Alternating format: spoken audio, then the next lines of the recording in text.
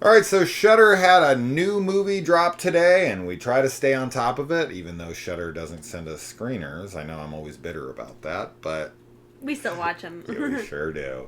Shadow of God. Yeah, okay, so as you guys are aware at this point, if you watch the channel enough, exorcism movies are like my least favorite subgenre. Vampires, exorcisms, at least vampires, there's like a whole multitude and variety of different kind of like subgenres of vampire movies. There's so many different styles of vampire movies. But exorcism, I'm just gonna call it right now. Exorcism movies are my least favorite, just because they're almost always the same film. Yeah. They really I are just understand. so similar most of the time. That said, this one is actually quite different. At least this is a very ambitious film for the budget. Yes. I will say that for damn sure. Very ambitious, for sure. Now, did I like it? I liked the ambition. I liked that it was different. I liked that this could even almost be perceived as blasphemous from religious people. Overall, I really do respect and appreciate the swings taken here, especially with the budget, because you can tell, like, special effects, there's a decent amount of CG being used, and they try these different visuals, and well, they, work well enough for, like, what they're going for. Like, I got what they're going for. I can run with bad effects. As long as the film is good around it, I'm like, whatever. Like, I can just look past it. I see it. It can hurt the film a little, right? It can take you out of the film a bit. But I try to let myself, like, just so, fuck it. I get it. They don't have the money. That's all fine and well. So you can tell the budget by some effects, some like, blood, right? So like every time people are like getting whipped, and on their back they literally just put blood on like a whip, and they just kind of like slapped it across their back, and it's just like blood. And then when they like carve things into their head, it's just clearly like just blood that they're putting, because they get like close-ups of them when it's supposed to be carved into their head, and there's no cut, it's literally just blood. So it's these kinds of things where you're like, okay, there's like no budget to this movie.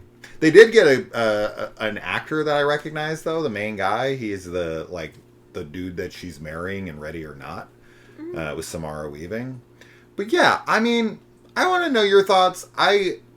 Overall, I'm okay with it. Yeah. As far as the plot line goes, I don't know. It's a priest. He's coming home, and somebody comes back that shouldn't be able to come back, and he is dealing with like this religious cult in town, as well as an old fling from his past, and old past memories are coming up, and he's dealing with things going on in town, and he has to perform some religious rituals. I liked it. It's unique.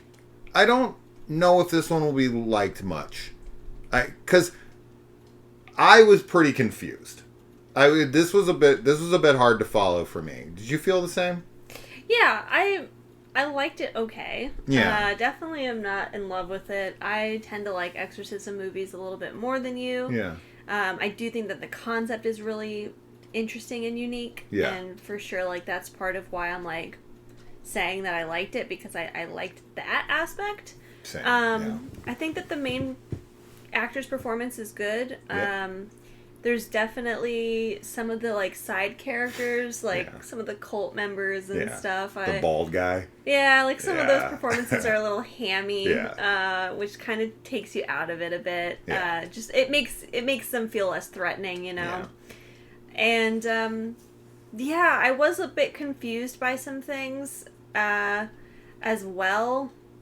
Because But it's I such a think big, it's a like, really big concept for the budget, and Yeah. that's fine.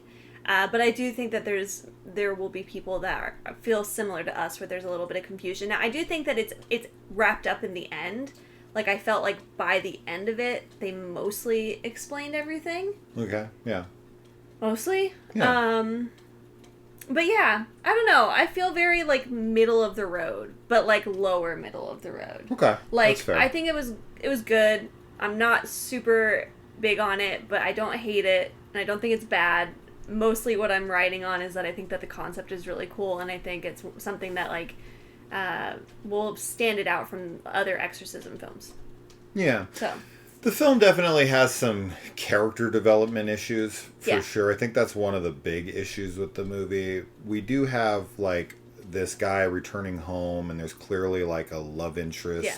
from the past that he can't be with. She wants to be with him, but he can't be with her because he's married to the cloth, and you know, she wants to get it on. Yeah, But there's almost nothing else from them. Right, yeah, She kind of goes away, and then when she comes back, there's not really any time for there to be any more character Yeah. development between them. So it's just kind of lost, and it's like, I don't really care about these two together. Yeah, I totally agree. I think resolutions can kind of get lost. And I think that this is something that happens a lot in exorcism films where a lot of the time, instead of focusing on like the interpersonal personal relationships between characters and like personal growth between like for the main character, it tends to fall more down to like the protagonist relationship with God and with the divine and their faith, Yeah. which makes sense, definitely, but it can be, that's something that really needs to be like fully developed in order for it to, I think, have the same level of satisfaction as if you're watching like character drama between like two people, right? Like you need to feel the rise and fall, whether it's like and that can be done really well, like with the priest that's like doubting their faith, right, and everything like that's usually the route that is taken. But yeah, I totally agree. I think that the relationships in this feel very like kind of hollow, and there's just not enough time spent with either character together, or even like past, like whether it's present or past or whatever. We don't get enough time of them to really get a feel for where they're at. Yeah. I feel, yeah. Yeah. So. Okay. Yeah, I think that's that. I think if you're like a massive Exorcism fan, you don't mind lower budgeted movies. It doesn't have a super low budget feel to it. It's No. got like a mid-range type of budget feel to it. Yeah. Like a higher end low budget. Yeah. If that makes sense. Yeah. So I don't want to make it seem like that. It can feel goofy at times, for sure, but that's a lot due to the fact that it doesn't have a bigger budget than it probably needs to try to pull something off this large. And if you want to do something this large, you need money to pull it off. Plus, you need the actors to pull off the grander concepts that are going on in here. So it's ambitious. Yes. That's cool. I appreciate that. So A for effort. Yeah. For me. Yeah, I agree. But only for like real hardcore Exorcism fans that don't mind some rough around the edges issues and are not somebody who usually thinks movies are silly. Yeah.